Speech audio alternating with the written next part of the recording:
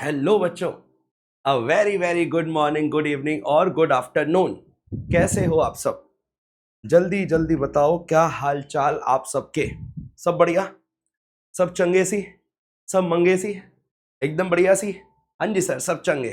तो बेटा, इफ सब चंगा देन लेट्स स्टार्ट, ताकि हम और चंगे हो जाएं और बढ़िया हो जाए, हमारा रिजल्ट और अच्छा हो सके। उसके लिए कुछ और मेहनत, कुछ और तैयारी और एक और वन शॉट, और ये है वन शॉट हमारा टोटल इनकम का।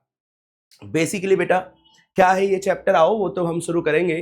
बेसिकली ये कोशिश है कि आप चीजों को जल्दी से रिकैप कर सको, जल्दी से चीजों को रिकॉल कर सको, जल्दी से कॉन्सेप्ट आपको याद आने लग जाए। ये हमारी कोशिश है ताकि आप लोग अच्छा स्कोर कर सको। तो बेटा, वेलकम टू आवर सिद्धांत बैच। यहाँ पे आपको मिलने वाला है हमारे लगातार बहुत सारे चैप्टरों के वन शॉट आपको मिल रखे हैं, और अभी और भी चैप्टरों के वन शॉट आपको मिलने वाले हैं। Module 2 tax laws and practice आपका सब्जेक्ट है, जिसे अब हम शुरू करने वाले हैं। Yes sir. सर क्या पढ़ेंगे मेरे प्यारे बेटा, मेरे प्यारे बालक? हम टोटल इनकम और टैक्स लायबिलिटी के इस चैप्टर को उठाएंगे। इस चैप्टर में क्या है सर? बेटा कुछ नहीं है, टोटल इनकम कैसे निकलती है उसको, उसके बारे में बताएगा। देन टैक्स लायबिलिटी कैसे निकलती है उसके बारे में बताएगा, और बेसिकली टैक्स रेट है इस चैप्टर में। टैक्स रेट समझने वाली चीज नहीं होती, टैक्स रेट तो याद करने वाली चीज होती है। टैक्स निकलता कैसे है वो समझने वाली चीज होती है, और इनकम कैसे निकलती है वो समझने वाली चीज होती है। तो उन चीजों पे अब अपन फोकस करने वाले हैं। क्या आप लोग रेडी हैं? यस सर, हम सारे बच्चे रेडी हैं। तो आओ बच्चों, नाउ लेट्स स्टार्ट। सर अगर आपको ये नोट्स चाहिए तो कहाँ से मिलेंगे बेटा? इसके लिए आपको एनरोल करना पड़ेगा हमारे इस फ्री बैच में।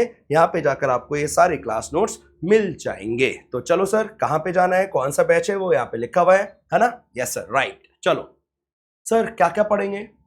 बेसिकली बेटा, total income, slab rate, tax rates अलग अलग एंटिटीज पे, अल्टरनेट मिनिमम टैक्स, रिबेट, ये अलग अलग टॉपिक है जो हमारे को देखने हैं। रिबेट पे ज्यादा ध्यान देना है, और शुरुआत में मतलब पूरी क्लास पे आपको ध्यान देना है। कम से कम समय में ज्यादा से ज्यादा कंटेंट अभी आपको मैं समझा के भेजने वाला हूँ। जितना भी समझाऊंगा अच्छे से समझना, बढ़िया तरीके से अपना समय लगाना, डन ना? हाँ सर, चलो चलो चलो जी, सुनना कहता है। इसे के कहने से पहले ना मैं आपको समझाता हूँ। आओ, हम कुछ करते हैं, कुछ एक्टिविटी करते हैं। क्या एक्टिविटी मतलब सर? एक्टिविटी मतलब सर कहीं कोई खिलाने, कोई खेल पेल, ऐसा कुछ चलने वाला है क्या? नहीं बेटा, खेल पेल नहीं चलने वाला। देखिएगा ध्यान से, देखिएगा ध्यान से। सर ये लाइनें लाइनें, सर क्या राज है इसके पीछे का? बेटा राज तो कुछ नहीं, ये हमारी लाइनें आ गई, ठीक है। इधर आ गया, इधर आ गया हमारा computation of total income, computation of total income of mister SSC for assessment year. हमारे लिए असेसमेंट ईयर कौन सा है बेटा? 26-27, राइट सर। असेसमेंट ईयर 26-27 का मतलब क्या हुआ? बेशक 26-27 हम लिखते हैं, बट ये हमें पता है, मैं यहाँ लिखता हूँ, जो भी काम का मतलब पेपर के लिए मतलब जो फॉर्मेट का पार्ट है वो इधर, और बाकी जो मैं आपको समझाने के लिए लिख रहा हूँ वो इधर अगल अगल अगल सारी साइड लिखूंगा। तो इट मीन्स अगर असेसमेंट ईयर 26-27 है, then it directly means previous year 25-26 है। तो हमारे लिए जून वाले बच्चों, आपके लिए जो हमारा प्रीवियस ईयर रहेगा वो 25-26 रहेगा। इस साल में एसएससी ने पैसा कमाया होगा, और असेसमेंट ईयर में आप सारा काम कर रहे होगे, है ना? हाँ सर, ठीक है। नाउ सर, क्या है टोटल इनकम वो बताओ। तो बेटा मैं बताता हूँ। सबसे पहले रेजिडेंशियल स्टेटस, ये सारी चीजें तो बेटा नॉर्मल सी बात है, रेजिडेंशियल स्टेटस तो चेक किया ही जाएगा। हाँ, मैं ना उसके आगे की बात बताता हूँ। जब रेजिडेंशियल स्टेटस चेक हो जाता है, जब रेजिडेंशियल स्टेटस चेक हो जाता है उसके बाद, वैसे यहाँ लिखना नहीं चाहिए, मैं ऐसा इसे बाहर बनाता हूँ, या तो अपन फॉर्मेट में कुछ कंटेंट डालेंगे, ऐसे ना मैं बाहर लिख देता हूँ। ये जो हमारा रेजिडेंशियल स्टेटस है ये तो हम चेक करेंगे ही करेंगे, नो डाउट। आपने निकालना सीखा भी है, रेजिडेंशियल स्टेटस, ROR, RNOR, ये सारे पॉइंट पढ़े थे ना? हाँ सर। फिर जब पता चल जाएगा आप कौन है, तो फिर अब 5 हेड्स की इनकम की बातें आएंगी बेटा। 5 हेड्स की इनकम, 5 हेड्स की इनकम, जरा मेरे को बताओ कौन कौन से हेड होते हैं? सर 5 ही तो हेड हैं बच्चों वाले, सारे ही तो बच्चों वाले हैं सर, कोई बड़ा हेड होता तो बात समझ में आती। पहला हमारा हेड था सैलरी, दूसरा हमारा हेड था हाउस प्रॉपर्टी, तीसरा एकदम बच्चों वाला हेड था हमारा PGBP, चौथा अगेन छोटा सा कैपिटल गेन, और पांचवा तो है ही नहीं, मतलब खत्म पड़ा है, अदर सोर्स। इन पांचों की इनकम को हमने जोड़ दिया, पांचों की इनकम को हमने जोड़ दिया, लिए ले भाई, जोड़ दिया, ठीक है। फिर इसमें बेटा हमने तड़का लगाया, तड़का हमने ऐड करा। अगर कुछ क्लबिंग के प्रोविजंस की वजह से कुछ कॉन्सेप्ट इनकम टैक्सेबल थी, क्लबिंग प्रोविजंस की इनकम लगाई, हमने हटा दिया। कुछ सेट ऑफ कैरी फॉरवर्ड था, वो सब कुछ सेट ऑफ लॉसेस जो भी था, ये सब कुछ हमने प्लस माइनस करा, जो हम अपन करते हैं नॉर्मली, ठीक है। ये प्लस हो गया और ये माइनस हो गया, इस तरीके से, ठीक है। फिर उसके बाद जो हमारी इनकम निकल कर आई, वी कॉल इट एज, हम उसे कौन सी वाली इनकम कहते हैं सर? हम उसे बोलते हैं हमारी प्यारी, कौन सी इनकम? हम उसे हमारी प्यारी ग्रॉस टोटल इनकम कहते हैं, gross total income sir, gross total income. तो ये आ गई हमारी ग्रॉस टोटल इनकम। सर क्या निकल गई टोटल इनकम आ गई? नहीं बेटा, ये तो ग्रॉस टोटल इनकम आई है ना। अभी तो हम टोटल इनकम पे पहुंचेंगे। अब इसके बाद हम इसमें से माइनस करेंगे, हम इसमें से फर्दर चीजें माइनस करेंगे। क्या माइनस करेंगे? हम इसमें से माइनस करेंगे डिडक्शंस। याद है ना डिडक्शंस? हाँ, डिडक्शंस अंडर चैप्टर 6 है भाई। 6 है चैप्टर की जो भी डिडक्शन है, एग्जांपल के तौर पे मैं यहां लिख देता हूं। 80C हो गया, 80D हो गया, 80G हो गया, 80G हो गया, 80U हो गया, 80TTA हो गया, 80TTB हो गया। जो भी थे उनकी डिडक्शन, जो भी थी XYZ, वो डिडक्शन हमने लिख दी। माइनस करने के बाद फिर जो फिगर आई, माइनस करने के बाद जो फिगर आई, उस इनकम को हमने बोला, उस वाले इनकम को हमने बोला हमारी मंजिल। सर ये हमारी मंजिल है। इस इनकम को हमने नाम बोल दिया टोटल इनकम। यही क्वेश्चन में वो निकलवाना चाहता था, टोटल इनकम। जैसे ही GTI में से, GTI ग्रॉस टोटल इनकम में से डिडक्शन माइनस हुआ, वैसे ही हमारी टोटल इनकम निकल कर आ गई। और एक बार टोटल इनकम निकल कर आ गई, फिर उसके बाद काम बहुत ज्यादा मुश्किल नहीं होता बेटा। जो भी हमारे स्लैब रेट होते हैं उनको लगाते हैं, टैक्स के रेट्स लगाते हैं, सेस लगाते हैं, हायर एजुकेशन सेस। अगर आपकी इनकम बहुत ज्यादा है, 50 लाख से ज्यादा है, तो फिर आपके ऊपर सरचार्ज भी एप्लीकेबल हो जाएगा। ये सारी चीजें होती हैं ना, यही सारा चीज है इस चैप्टर के अंदर। मेन तो ये हमें पता होना चाहिए, ये सारी चीज। नाउ अब अगर मैं आपको बोलूं इस चैप्टर का क्या है यहाँ पे, तो बेटा इस चैप्टर का कुछ नहीं है।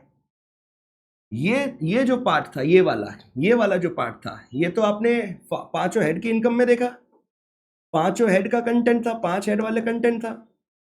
ये वाला जो आपने देखा 5 हेड का कंटेंट था, ये वाला अदर कंटेंट्स थे, ये आपने अलग से पढ़ा है। ये टोटल इनकम में हम यूज कर रहे हैं, लेकिन पढ़ा तो अपने चैप्टर वाइज है ना, अलग अलग। ये हमने डिडक्शंस के अंदर पढ़ा है ना।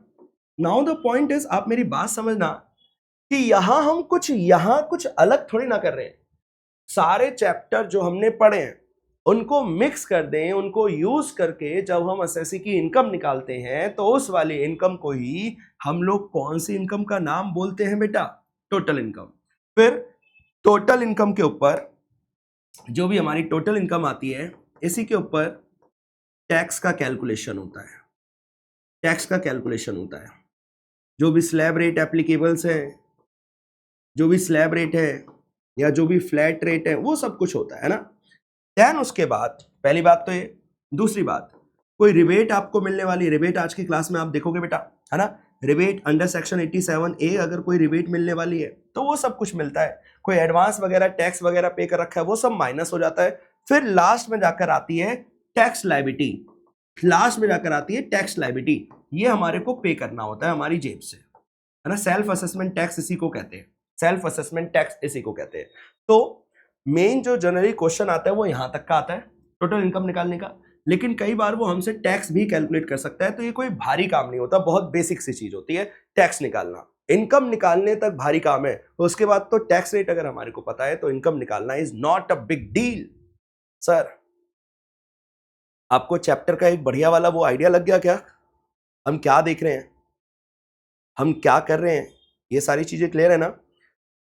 हाँ, असल में जब बेटा आप रिटर्न ऑफ इनकम भरोगे ना, जब हम लोग रिटर्न ऑफ इनकम फाइल करेंगे, जब हमारा रिटर्न ऑफ इनकम फाइल होगा अंडर सेक्शन 139(1) की ड्यू डेट के अंदर, तो जो वहां पे फॉर्मेट्स होते हैं, फॉर्म्स होते हैं बेटा आईटीआर के, फॉर्म्स ऑफ आईटीआर, वो कुछ ऐसे ही अरेंज होते हैं, वो भी ऐसे इसी तरीके से होते हैं, अलग अलग हेड की इनकम डालते जाओ, डिडक्शन, क्लबिंग, प्रोविजन, सारी चीजों को डालते हुए जाओ, इसी तरीके से शो होता है उसके अंदर। मतलब जो आप थियोरेटिकली पढ़ रहे हो ना, same is practically used, same content practically भी इस्तेमाल होता है। तो डन है सर। हाँ सर, अब मैं आपको बच्चे धीरे धीरे हमारे नोट्स पे ले चलते हैं, जो जो काम की चीजें हैं उन सारी चीजों को हम देखते हैं।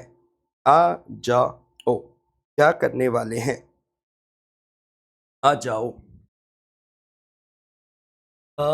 सबसे पहले बेटा लिखा हमने, income tax is a charge on the income of the assessee. भाई असेसी की इनकम के ऊपर जो चार्ज लगता है उसी को इनकम टैक्स कहते हैं, मतलब इनकम होना जरूरी है। Income tax laws lays down the provision for computing the taxable income. भाई इनकम टैक्स के प्रोविजन से ही असेसी की टैक्सेबल इनकम आती है, on which tax is to be charge, जिसके ऊपर टैक्स चार्ज होता है। Taxable income of assessee shall be calculated in the following manner, और फिर उसका बेटा मैनर होता है कि कैसे वो कैलकुलेट होता है, डन ना। तो ये हमारे आईसीएसआई के मॉड्यूल का ही है, तो मैं वहां से आपको बता देता हूं, ठीक है, ध्यान से। सबसे पहले वो बोलता है कि भाई इनकम अंडर हेड सैलरी लिखो, ठीक है, लिख दिया। जो भी डिडक्शन वगैरह मिलती है वो सारी चीजें हमने सैलरी हेड की इनकम निकाल दिया ना, पूरे हेड की इनकम निकाल दी सैलरी हेड की। फिर जो हमारा हाउस प्रॉपर्टी हेड था उसकी इनकम निकाल दी। फिर जो पीजीबीपी का हेड था, जो भी डिडक्शन वगैरह माइनस करने के बाद, सारा पूरा चैप्टर लगाने के बाद जो इनकम निकल कर आई हमारी पीजीबीपी की इनकम हो गई। Then again capital gain head की इनकम आ गई। फिर अगले पेज पे लिखा होगा अदर सोर्सेज हेड की इनकम आ गई। जिस जिस हेड में जो जो इनकम आपकी बनती जा रही थी लिखते गए लिखते गए लिखते गए।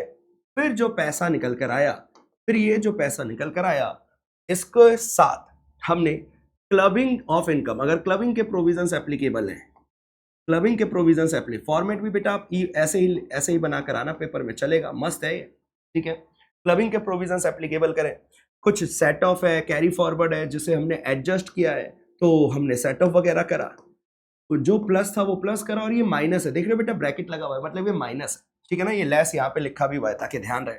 फिर ये सब प्लस माइनस करने के बाद ये निकल कर आई क्या सर, ये निकल कर आई हमारी मंजिल ना, ये निकल कर आई हमारी ग्रॉस टोटल इनकम, जीटीआई, है ना। फिर इस जीटीआई में से हमने चैप्टर 6A की रिडक्शन माइनस करी 80C से 80U तक जो भी है। फिर टोटल इनकम निकल कर आई बेटा, टोटल इनकम निकल कर आई, जैसे हम राउंडिंग ऑफ करते हैं नियरेस्ट 10 रुपीज पे, ठीक है। टैक्स का भी वो होता है, राउंडिंग ऑफ होता है, और इनकम का भी राउंडिंग ऑफ होता है। फिर उसके बाद फिर टैक्स निकालेंगे, कोई सरचार्ज वगैरह है तो वो जोड़ेंगे, सेस वगैरह है तो वो जोड़ेंगे, और बस यही है।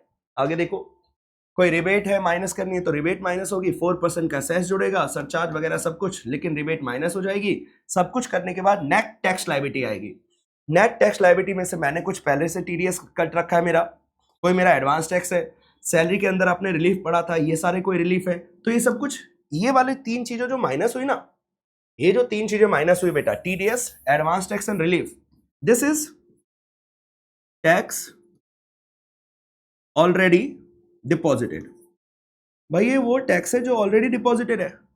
जब ये टैक्स ऑलरेडी डिपॉजिटेड हो ही गया है, तो जो मेरा टैक्स लायबिलिटी बना, उसमें से ये वाली चीज को अपन क्या कर देंगे, माइनस। यही सीखने वाली चीज है रेट में, क्या सीखने वाला है, ये सीखने वाली चीज है।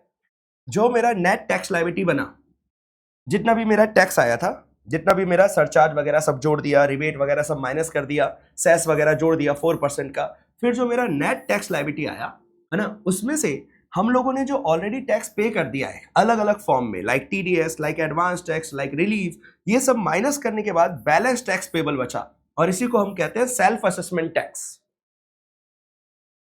समझ में आया what is self assessment tax? सारा कैलकुलेशन करने के बाद एडवांस टैक्स वगैरह सब कुछ, जो भी हमने एडवांस टैक्स बेटा आपने पढ़ा हुआ होगा, 4 इंस्टॉलमेंट में जाता है, रिलीफ 89 वाला, सैलरी वाला, टीडीएस जो भी मेरा कटा था, ये भी तो मेरा टैक्स ही है एक तरीके से। ये सारा माइनस करने के बाद फिर जो बचता है वो हमारा सेल्फ असेसमेंट टैक्स है, ये मुझे पे करना है। और जैसे ही मैं सेल्फ असेसमेंट टैक्स पे कर दूंगा, जितना बन रहा था उतना ही पे कर दिया, तो फाइनली मेरा बैलेंस कितना बच गया, 0। मतलब ये अमाउंट है जो आपको अब पे करना है, पे करना है, बिना इसे पे करे बात बनने वाली नहीं है। तो बेटा this is how the concept works, this is how the format works. ये फॉर्मेट अगर हमारे को क्लियर है ना, तो आप आराम से टोटल इनकम या टैक्स लायबिलिटी का क्वेश्चन बना तो आप पक्का कर जाओगे, I am damn sure. Rate में कुछ नहीं है बेटा, आई रिपीट, रेट तो याद करने हैं, समझने वाला कंटेंट तो यही है जो आपके सामने है, सारा पॉइंट यही है जो आपके सामने है, ये वाले सारे पॉइंट। बताओ जी, गोइंग गुड? समझ में आ रहे हैं आपके?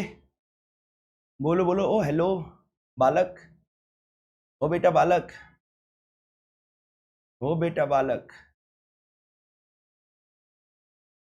सब कुछ क्लियर है? क्लियर है ना? अगर क्लियर नहीं है तो मेरे को बता दो, मैं क्लियर कर दूंगा बेटा। चलो सर, लेट्स मूव फर्दर। अब ना बेटा ये टैक्स रेट्स है डिफॉल्ट वाले के, डिफॉल्ट रिजीम है, ध्यान रखना, न्यू वाली हाँ सर, कंसेशनल वाली हाँ सर। सर यहाँ के ना टैक्स रेट बहुत सस्ते हैं सर, बहुत सस्ते हैं मतलब बहुत कम है, कंसेशनल टैक्स रेट्स है, यस सर। अब ये बता रखा है, नया वो रिजीम आ चुका है, असेसमेंट ईयर 26-27 के लिए ये वाले टैक्स रेट्स एप्लीकेबल है। क्या है ये टैक्स रेट्स? आओ इसे कैसे याद कर सकते हैं उसकी बात करते हैं ना, टैक्स रेट की बात कर रहे हैं, सरचार्ज और सेस की बात नहीं चल रही। सेस हम सबको पता है वो फ्लैट 4% का रहता है, ठीक है, हायर एजुकेशन सेस, ठीक है बेटा। अब सुनना, 115 बीएसी जो आप इतने टाइम से सुनते आए, default regime, default tax regime, concessional वाला रिजीम है ना, उसके टैक्स रेट्स हैं कितने सर? इतना क्या है बेटा, इतना क्या सस्ता है? तो बेटा सस्ता है, ये इनकम की स्लैब और ये टैक्स रेट, ये है टैक्स रेट्स, ठीक है। हाँ सर, इनकम के स्लैब है बेटा 4 का पहाड़ा, 0 से 4 लाख, 4 का गैप रखते जाओ। 4,01,000 से, मैं लिखूंगा तो बहुत लंबा हो जाएगा इसलिए मैं लिखता हूं 4,01,000 से 8 लाख, 8,01,000 से 12 लाख, 12,01,000 से 16 लाख, 16,01,000 से 20 लाख, 20,01,000 से 24 लाख, और 24,01,000 एंड अबव, 24 लाख से एक्सेस, 24 लाख से एक्सेस, वो लास्ट वाला। सर कितना है सर? तो बेटा ध्यान से देखना, ये मैं जानबूझकर बना रहा हूं ताकि ऊपर नीचे ना हो जाए, आपको गुचुड़ मुचुड़ ना हो जाए। याद करना बहुत आसान है, न्यू वाले रिजीम और ओल्ड वाले रिजीम, कोई टैक्स रेट याद करने के लिए बच्चा डरेगा क्या यार? अब बताओ, इतने बुरे दिन आ गए क्या टैक्स रेट याद करने के लिए अपन डरेंगे? नहीं सर। तो ये है हमारा, आओ जी देखते कितना है हमारे टैक्स रेट्स, क्या क्या है, आओ जी। सबसे पहले इधर हमने 4 का टेबल पढ़ा, इधर हम 5 का टेबल पढ़ देंगे, लेकिन सबसे पहले तो सर कुछ तो बेनिफिट दो, 0%। मतलब इस लाइन से ये नजर आ रहा है, इस वाली लाइन से ये नजर आ रहा है कि बेसिक एग्जाम्शन लिमिट है 4 लाख, 4 लाख तक no tax, no tax on income up to 4 lakh. वैसे तो बेटा 12 लाख तक टैक्स नहीं लगता क्योंकि रिबेट आ जाएगी, वो मैं बताऊंगा अभी। ठीक है सर, 5 का पहाड़ा 5, 10, 15, कितना मजा आता था ना यार बचपन में। 5 1 जा 5, 5 2 जा 10, 5 3 जा 15, 5 4 जा 20। काश ऐसा बचपन वापस आ जाए, काश। 30%, मतलब मैक्सिमम जो टैक्स का स्लैब रेट है, टैक्स रेट है, वो हमारा कितना परसेंट है? 30। 24 लाख से ऊपर जितना भी होगा उस पर 30%, डर ना। अगर सवाल ये उठता है कि टैक्स कैलकुलेट कैसे होगा, तो बेटा आप लोगों ने कैलकुलेट किया होगा। जैसे मैं एग्जांपल के तौर पे कहता हूं, इफ मैं यहीं पे करता हूं, है ना, इसी के बगल में करते हैं ताकि आपको क्लियरिटी रहे, ठीक है ना। इसे बस मैं थोड़ा सा इधर कर देता हूं, मेरे को उधर जगह मिल जाएगी। ए भाई, आना आना। भाई तुम थोड़ा सा इधर, हुआ नहीं है, बदतमीज बदतमीज। तेरी इतनी हिम्मत, ये रे यार चलना ही बंद हो गया। चल जा भाई चल जा प्लीज, मुझसे गलती हो गई, मैंने अरे यार ये क्या हो गया इसे, मैंने गलती से बदतमीज बोला था, सॉरी यार, सॉरी सॉरी शक्तिमान। भाई आजकल तो हर किसी को रिस्पेक्ट रिस्पेक्ट देनी पड़ती है। चलो इतनी जगह में मैनेज कर लेंगे, और हो रहा नहीं है, कोई बात नहीं, चलो हो गया भाई, हो गया हो गया। चलो जी, सुनना ध्यान से, ये मैंने इधर उधर शिफ्ट करा ना, थोड़ा सा वो हो गया, इसे लगा है सब भूकंप आ गया क्या, इसको ये वाली फील आ रही होगी सिस्टम को। चलो शुरू करते हैं सर। आएगा ये थोड़ा सा पहली बार ऐसा हो रहा है, पता नहीं क्या हो गया इसे। जब तक मेरी बात समझना, जब तक मेरी बात समझो, जब तक मेरी बात समझो। अरे भाई नहीं, नहीं क्लोज नहीं, मेरे को ये नोट्स जरूरी है, मेरे को ये नोट्स जरूरी है भाई। क्लोज द प्रोग्राम ना, ना ना, wait for the program to respond. तू बेटा तू, हाँ मैं हूं, मेरे पे टाइम है, तू आराम से रिस्पॉन्ड वो कर, खुद को संभाल। अरे रे बुरा मान गया भाई। आगे से इसको नहीं बोलेंगे कुछ, इसको मैंने वो बदतमीज बोल दिया भाई, इसको देखो। सॉरी शक्तिमान, फिर से वंस अगेन सॉरी, थोड़ा बिहेव करेंगे अच्छे से। अब चलो बेटा, नाउ लेट अस से कि भाई हमारे एसएससी भाई साहब की इनकम है, एग्जांपल के तौर पे समझाने के लिए बेटा, बस हमारे एसएससी भाई साहब की इनकम है। बोलो भाई कितना कमाना चाहते हो, तुम जितना बोलो उतना। 28 लाख कमाना चाहते हो ना तुम साल में, मुझे पता है तुम पहले साल में 28 लाख चाहते हो, मुझे पता है, मुझे पता चल गया। Now sir how the table works, तो बेटा पेपर में अगर क्वेश्चन आया तो आप ऐसे ही टेबल में ना आगे अमाउंट का कॉलम और जोड़ देना, है ना, जैसे अभी हम करने वाले हैं, है ना। सर 4 लाख रुपए तक तो जीरो टैक्स है, जीरो, ठीक है ना, मैं सामने सामने लिखता हुआ चलूंगा। फिर अगले चार, अब ना बेटा कैलकुलेटर का काम आएगा, now we will use calculator. ये जो अगले 4 लाख है इसका 5%, तो वैसे ही करने की जरूरत नहीं है, लेकिन फिर भी सहूलियत के लिए 20,000 रुपए आ रहा है। कैसे आया? बीच का ये जो 4 लाख है, 4 लाख है, इसका 5%, ठीक है, इधर इसमें मैंने कैलकुलेशन लिख दिया। फिर अगला वाला ये भी 4 लाख है, भाई गैप तो सब में 4 लाख का ही है, 4 लाख का 10%, करने की भी जरूरत नहीं बेटा, टैक्स निकाल रहे हैं हमारे एसएससी का, ऐसी वैसी छोटे मोटे काम नहीं कर रहे अपन। 40,000, 15 का टेबल पढ़ रहे हैं बेटा हम।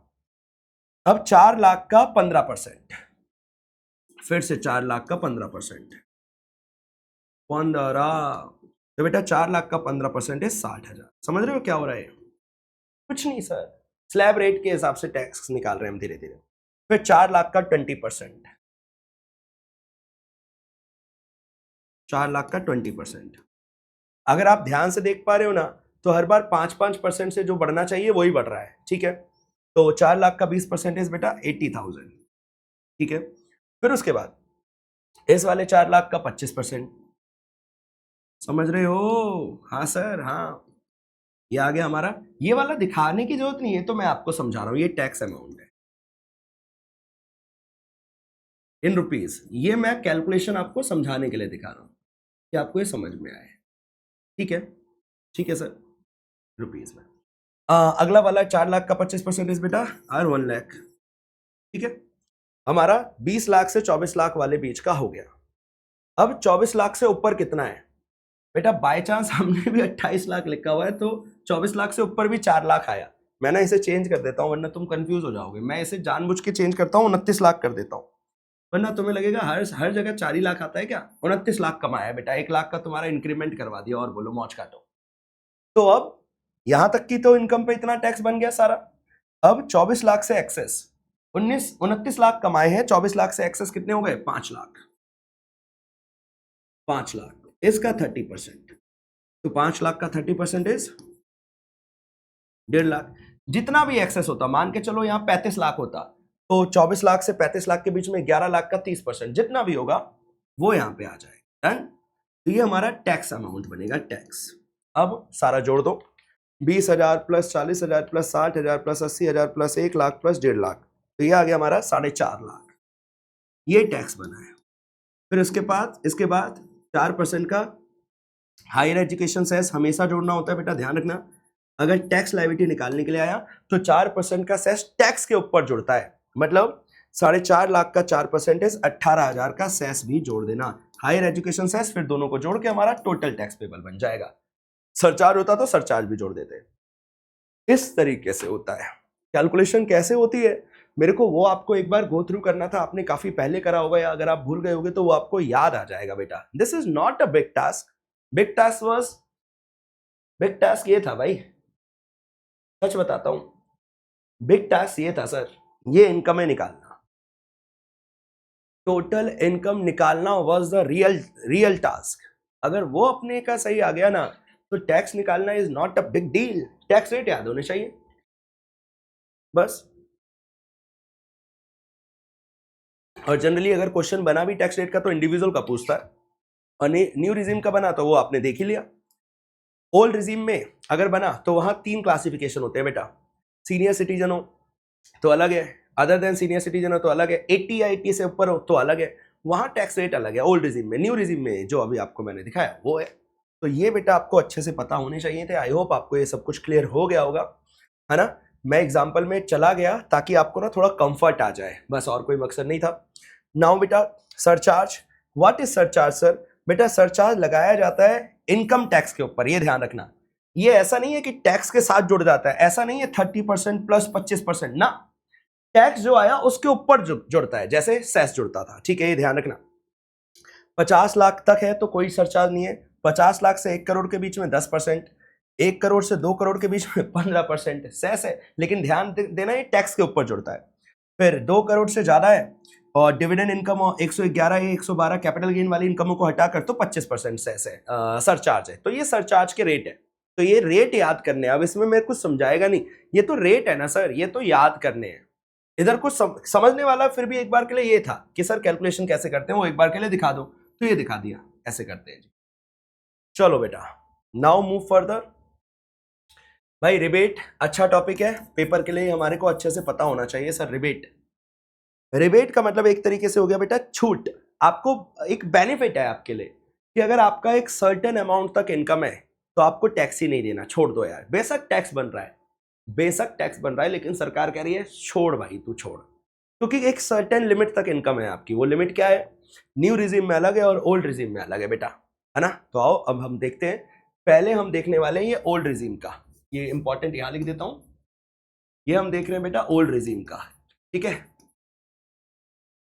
Optional, old regime is are optional, है ना, ओके, कंफ्यूज नहीं होना। और दिस इज नाउ आर नया वाला, मतलब डिफॉल्ट रिजीम। सर ऑप्शनल वाले में क्या था? तो कहता है अगर टैक्स पेबल नॉर्मल प्रोविजन के हिसाब से और रेजिडेंट इंडिया होस्ट टोटल, कोई भारत का रेजिडेंट है जिसकी total income does not exceed 5 lakh, मतलब अगर total income up to 5 lakh है तो जितना भी टैक्स है उस सबका रिबेट मिल जाएगा। shall be entitled to deduction from the amount of income tax as computed before chapter 6A की डिडक्शन को हटाने के बाद on his total income which he is chargeable for any assessment year of an amount equals to 100% of income tax or an amount of 12,500 whichever is less। मतलब maximum rebate कितने का मिल रहा है ओल्ड रिजिम में? 12,500। बस sir, late से मैं कहता हूं मेरा टैक्स बना, फॉर एग्जाम्पल मैं यहां लिख देता हूं, लेट से मेरा टैक्स ही बना 9,000 रुपए का, तो रिबेट कितना मिलेगा? 9,000। ये ध्यान रखना, तो टैक्स लायबिलिटी कितनी हो जाएगी? 0। अगर मेरा टैक्स बना 12,500, तो 12,500 का माइनस करना अलाउड है, 0 बन गया टैक्स। अगर मेरा इनकम टैक्स बना, लेट से मैं कहता हूं 15,000, फिर रिबेट नहीं है, ये ध्यान रखना। रिबेट जब भी है जब 5 लाख तक की इनकम है और रिबेट की अमाउंट है 12,500, ये टैक्स में से माइनस होगा, टैक्स में से। न्यू रिजिम में क्या है बेटा? न्यू रिजिम में 115 बीएसी में ये है, सीधा सीधा ये वाला पॉइंट पढ़ते हैं, ये वाला पॉइंट देखते हैं। इनकम 12 लाख, इसलिए जब आप न्यूज देखते होगे तो आपने देखा होगा 12 लाख तक की इनकम पे नो टैक्स, है ना? मतलब अगर आप यहां वाले स्लैब तक हो, यहां वाले, ये वाले, अगर आप यहां तक वाले हो, मतलब ये जो भी आपका टैक्स बन रहा है, अगर आप ध्यान से देखो तो यहां तक आपका टैक्स कितना बन रहा है? 20 और 40, ये वाला बन रहा है ना? तो यहां तक कोई टैक्स नहीं है, 60,000 का टैक्स माफ, ये लिखा हुआ है। If the aforesaid condition are satisfied, अगर ये कंडीशन सेटिस्फाई हो गई, आप न्यू रिजीम में हो, रेजिडेंट हो भारत के और इनकम 12 लाख तक की है, 12 लाख से ज्यादा नहीं है, तो आपको 100% का डिडक्शन मिलेगा, लेकिन मैक्सिमम 60,000। 60,000 कैसे आ रहा है वो समझ रहे हो? ऐसे आया, 12 लाख तक तो हम वैसे भी कितना पैसा कमाते हैं, हाईलाइट कर देता हूं मैं, नहीं ये चला देता हूं लेजर, है ना?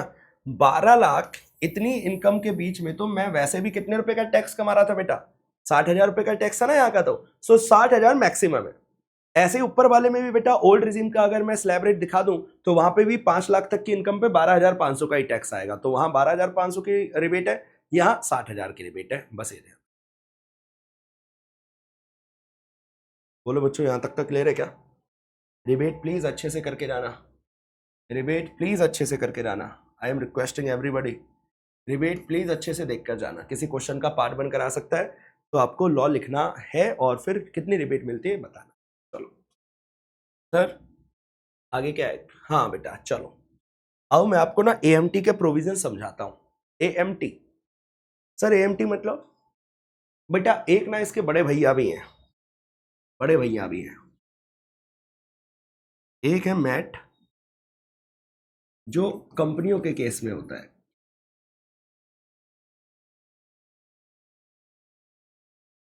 मिनिमम अल्टरनेट टैक्स, ये कंपनियों के केस में होता है, ये नहीं पढ़ना मुझे। हमारे तो अभी लिखा हुआ है एएमटी, वर्ड्स आगे पीछे है बस।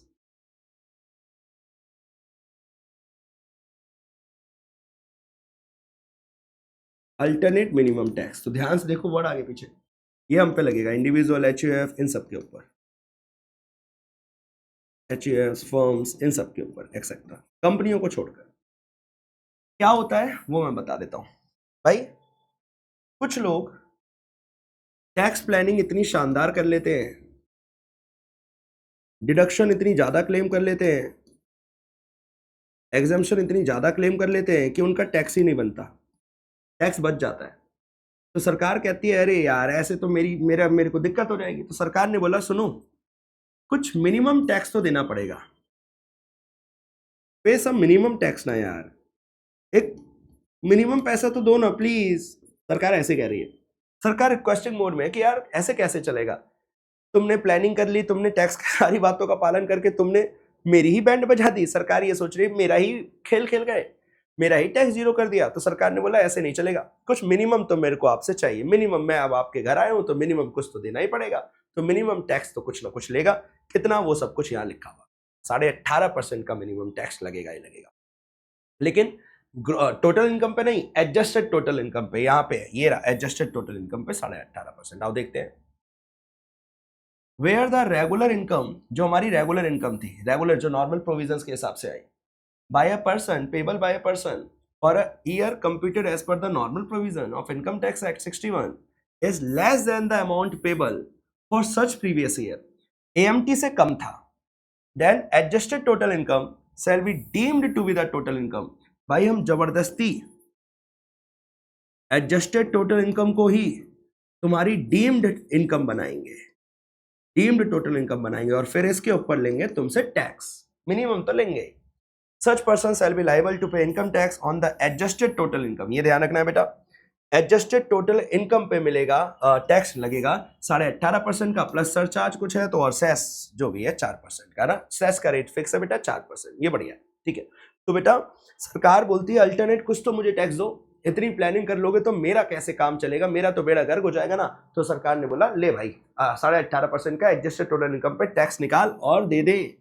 हाँ चलो सर देखना, सर ये एडजस्टेड टोटल इनकम कैसे निकलती है, क्या है? तो कहता है would mean the total income, ये वो टोटल इनकम है before giving effect to chapter 12BA। मतलब हमें इन सारी इनकमों से उसे बढ़ा देना है, इन सारी इनकम से मेरी इनकम बढ़ जाएगी तो मेरी एडजस्टेड टोटल इनकम आ जाएगी। वो डिडक्शन जो क्लेम करी थी 10AA में, वो SEZ वाला, वो डिडक्शन जो क्लेम करी थी 35AD में डेप्रिसिएशन माइनस करने के बाद, वो डिडक्शन जो क्लेम करी थी चैप्टर 6A में 80C 80D ये वाले, ठीक है।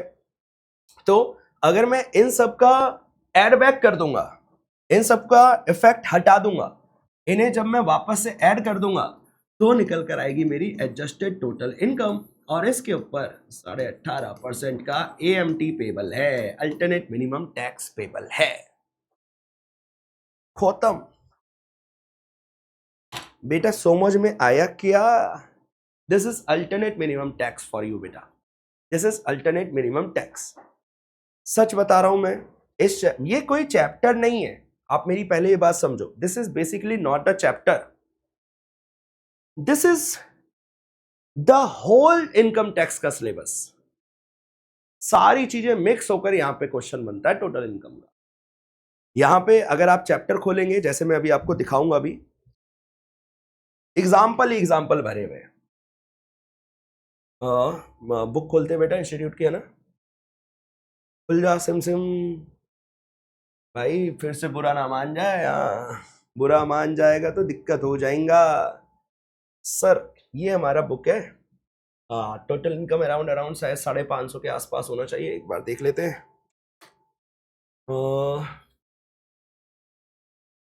आजा आजा तू है क्वेश्चन मेरा, आजा आजा तू है क्वेश्चन मेरा, तुझे मैं खा जाऊंगा, सॉल्व कर दूंगा। आजा आजा ये मेरा गाना है, टैक्स को खा जाओ भाई। सर ये है, देखो ये है बेटा, इसमें ना टैक्स रेट भरे हुए हैं और सिर्फ एग्जाम्पल भरे हुए हैं। डन। इसमें ना अलग अलग के सबके, इंडिविजुअल्स के, कंपनी छोड़कर, कंपनी का अलग है, इंडिविजुअल्स, पार्टनरशिप फर्म्स, सोसाइटीज और HUFs, इन सब के ना टैक्स रेट भरे हुए, मेरे को वो दिखाना है, और फिर उनके सबके एग्जाम्पल दिए हुए, उन सबके एग्जाम्पल दिए हुए हैं। आजा आजा, मैं आपको वो टैक्स रेट, ये सारे ये रहे, अरे अरे थम्बा थम्बा थम्बा बेटा, ये रहे सारे टैक्स रेट भरे हुए हैं यहाँ पे, सारे टैक्स रेट। ओल्ड रिजिम में क्या टैक्स रेट है, अगर आप कॉपरेटिव सोसाइटी हो तो कितना, फर्म्स एंड लोकल अथॉरिटी है तो कितना, रेजिडेंट इंडिविजुअल है तो कितना। ये ओल्ड रिजिम वाले हैं बेटा, ओल्ड रिजिम वाले टैक्स रेट है, ओल्ड रिजिम वाले। डन ना? न्यू रिजिम वाले भी हैं इसी के अंदर, टैक्स कैसे निकलता है वो सब कुछ बता रखा है। डन ना? चलो सर, तो आपको ना मैं कुछ एग्जाम्पल मैं ना अभी आपको बताता हूं कि आप इसमें ना इलस्ट्रेशन कौन कौन सी करना, आप खुद प्रैक्टिस कर लेना, वरना वो हम सुपर डुपर में करेंगे ही करेंगे बेटा, है ना। मैं आपको बता देता हूं आप कौन कौन से चैप्टर की प्रैक्टिस करना, चैप्टर की नहीं, क्वेश्चंस की। ये मैंने लिखे हुए हैं बकायदा, मैंने बुक से अभी मैं पहले से लिखे हुए हैं कि ये सारे इलस्ट्रेशन आप अच्छे से करके जाना। इलस्ट्रेशन, इलस्ट्रेशन नंबर 2 मैं पेज के साथ लिख रहा हूं, पेज 439 ICSI के मॉड्यूल का, ICSI का लेटेस्ट मॉड्यूल जो है दिसंबर 25 वाला। फिर इलस्ट्रेशन, बार बार क्यों लिखूं इतना बड़ा वर्ड, इलस्ट्रेशन 3 पेज नंबर है बेटा इसका 442। फिर है इलस्ट्रेशंस 4, सर सारे ही बोल दो ना, ऐसे कर रहे हैं सर, ये तो बेमानी है। 447 ठीक है, लो भाई 4 के बाद लो, तुम सीधा 7 लो। पेज है बेटा इसका 458। फिर है इलस्ट्रेशन 11, इसका पेज है 474।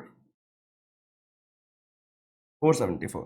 और एक और है, वो ना इस चैप्टर का नहीं है, वो किसी और चैप्टर का है। अभी तो आप उसे छोड़ ही दो, मतलब उसे मत लिखो।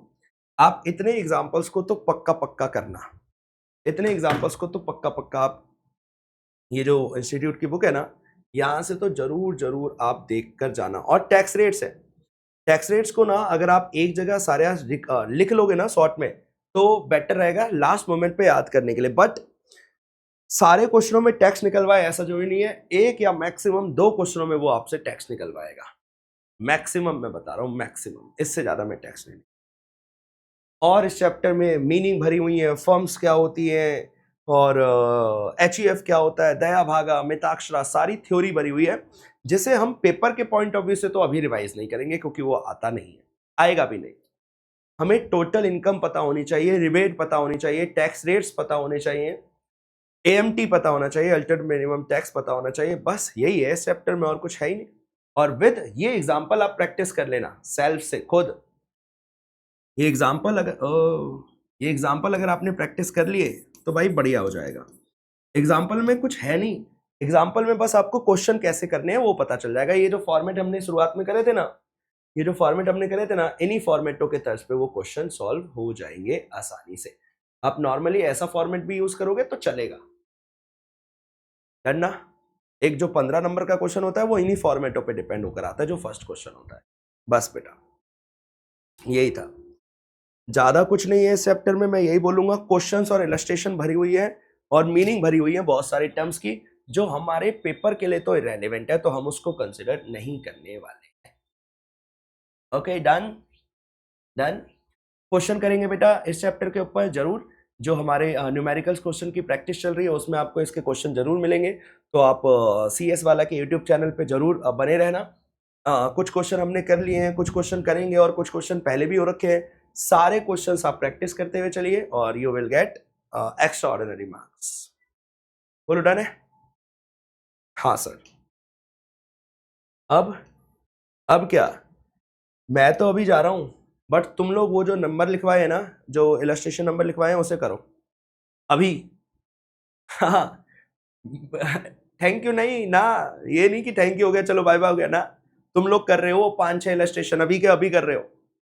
अब पढ़ने बैठे ही हो, मन बैठ महफिल बनी है तो उन क्वेश्चनों को भी निपटा डालो ना, लगे हाथ, मजा ही आ जाए। उस टाइप के क्वेश्चन बनते हैं पेपर में, ठीक है। चलो सर, मिलेंगे हमारी नेक्स्ट क्लास में बच्चों। आई होप आपको ये क्लास अच्छी लगी होगी। सॉल्ट एंड क्रिप्स, जो इंपॉर्टेंट सारा कंटेंट था वो हमने कवर किया है ना। सॉल्ट होना चाहिए और अच्छा होना चाहिए, तो वो हमने कोशिश करी है, और जहां मेरे को एक्स्ट्रा समझाना था मैंने वहां न्यूमेरिकल भी लेकर समझा दिया है ना। तो चलो मिलेंगे हमारी नेक्स्ट क्लास में, जब तक के लिए अपना ख्याल रखना। नए वन शॉट के साथ मिलेंगे किसी नए चैप्टर में, ओके। जब तक के लिए please take care of yourself. Exam आने वाले हैं, हेल्थ खराब हो गई तो दिन खराब हो जाएंगे और फिर गुस्सा आएगा, तो नहीं होने देना। हेल्थ पे खास ध्यान रखना, और प्रैक्टिस तो आप आई होप शुरू कर ही चुके होगे कब का, है ना। रिवीजन भी अच्छे से करो। तो bye bye, thank you so much.